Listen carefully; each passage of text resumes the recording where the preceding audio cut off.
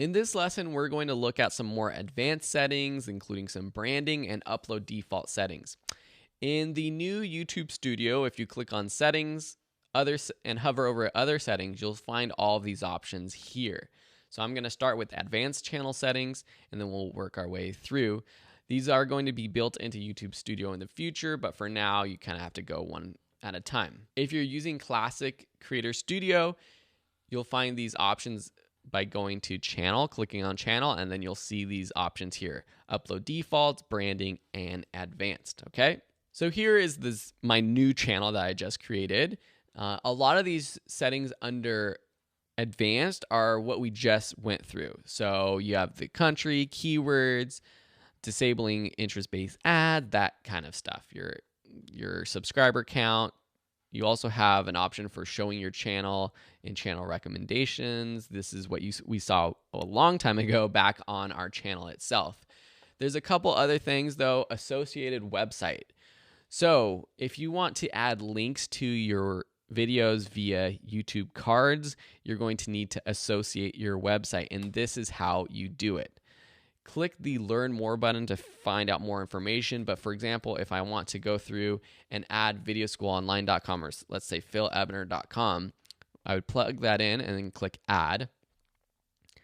And then we need to verify it. So YouTube needs to know that we own this website, so that if we are linking to it in our description and our cards and things like that, it's not like we're spamming some other website. So you'll need to log in and verify.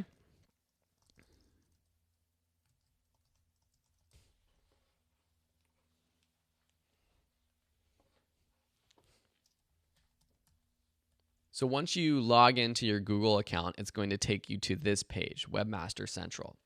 And there are different ways to verify your website. The way they recommend is HTML file upload. So basically what you do is you click download this HTML file. You're going to upload the file to your website. You're going to confirm it by going to this page and then click verify. There's also alternate methods. For example, if you sign in to your domain name provider, for example, if you use GoDaddy, for example, it's pretty easy to verify that this is your account. You can add an HTML tag. This stuff is a little bit more advanced, and so I'm not going to go over it in this lesson. And it really is going. I'm not really going to go over this in the course because there's so many different methods. People have different web hosts. You have different web builders, so it's going to be different for everyone. But all the instructions are here on this page, and if you need help, feel free to send us a question, but also look up on YouTube tutorials on your specific method. So if you're having trouble using the HTML tag method to verify your channel, look up how to do that, and there will be a tutorial. Okay? All right, so we're back on the advanced settings. So that's associated websites. The other thing here is this Google Analytics property tracking ID. So if you use Google Analytics separate than the analytics here in YouTube, you can create different properties and view your YouTube analytics there.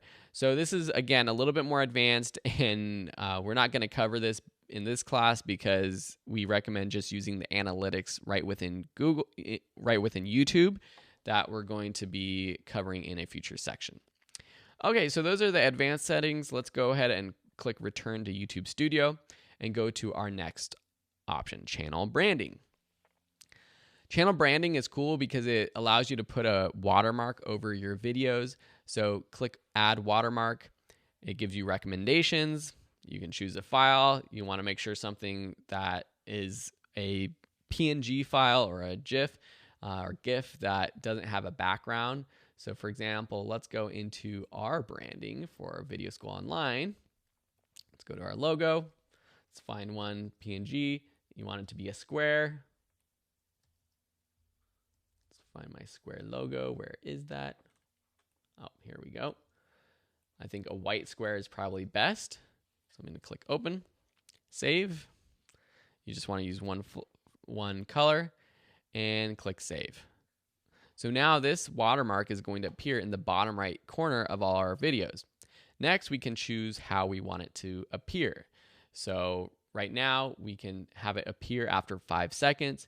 You can have it just be on there the entire video, just at the end of the video, or choose your specific start time. Having your logo appear after a certain amount of time is a good idea because it's a little bit more jarring and noticeable. If you just have your logo there the entire time or at the end of the video, most people might not notice it or they won't see it because they're not watching your videos till the end. But having it appear after 5-10 seconds, it's like, boom, something changed, and they'll see it. What some people do here is instead of a little logo like this, they'll have a little icon that says subscribe now. And I've seen some people use that strategy to encourage people to subscribe, and that's pretty cool too. Okay, so you'll see that here we are under the branding, and it's taking us to the Creator Studio. This might be different in the future, but we can go right on next to upload defaults. If we are back on YouTube Studio, then you'll find this option under settings, other settings, upload defaults. All right, so this is a really cool page that's going to make you a lot more efficient as a video creator. So here we can set our settings to help us as we upload. So every new upload is going to have these things in it. So I've gone over to my current channel so you can see what I'm actually doing. So under privacy, you can choose if you want your videos to automatically be public, unlisted, private. If you are uploading a lot of unlisted videos, it might be a good idea to have this so you're not accidentally publishing something you don't want to be public. You can choose a category. So I choose education for mine, but you can choose anything that fits your channel. Standard YouTube license. So if for some reason you are uploading videos that you want to include in Creative Commons, so basically allowing other people to use your footage, you can choose that. If all of your videos have some sort of title, for example, if you have a series that you're doing, for example, the Phil Ebner Show, then you might want to include that in the title. So then, every episode, every time you upload, this is going to appear, but then you add the actual title, how to YouTube or whatever it is. And then you add something like that. So it just makes it a little bit easier. I have a default title because my titles are all different, but I do have a default description. So you'll see here that I have this description that I use for all of our videos. It includes gear that I use. At the top, it says how to subscribe, and this has a link to my channel. Down below, it has follow us, and it has information on how people can find us. And so I would go through and add sort of your default description here with any information rather than having to copy and paste it to every new video. Below you have tags. So for all of my videos, I tag them with Video School Online and Phil Ebner. If my channel was more focused and it was always about Adobe Lightroom videos or Photoshop videos, then I would probably include things like that under my tag so I don't have to copy and paste them or write them out every time. You also have your defaults for comments and ratings and monetization settings. Now, this is going to be for specific videos. So we've seen some of this stuff like the general ad formats that we have on our channel or not. But here you can make it have it set individually for each video. So if you don't want sponsored cards on your videos, you can turn those off, and that's going to be the default. When you upload a video, there's always the option to change all of these settings within your upload settings, but this is just going to be the default. Ad breaks, this is something that we haven't talked about. Some videos or some YouTubers have automatic ads in the middle of a video. I find those quite annoying to watch myself, so I don't have them enabled on my channel right now. Not that I won't in the future, but this is an option. And the more ads, potentially the more earnings you will make. Video language, so if you're always making your videos in another language, you can change that. You can allow community contributions like we've seen, translated titles, descriptions, etc., or not. Have your video stats public or not. So like things like views and things like that, people can see. And then I just skipped over this little option, but caption certification. There are laws in the United States, which is, it's going to be different for you if you're not in the US, but there's laws about whether you need closed captions on your videos or not. Any content that has aired on television needs to have captions. I believe since 2012 that has been a law. And so if you want, you can say that all of my content has never aired on television in the US. So that means, that tells YouTube and whoever's looking into this that your videos don't require closed captions.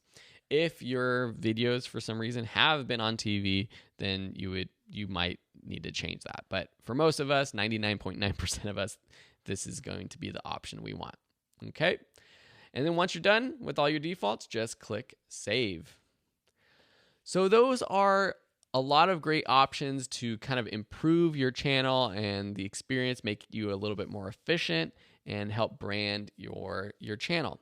Let us know if you have any other questions, and we'll see you in the next lesson.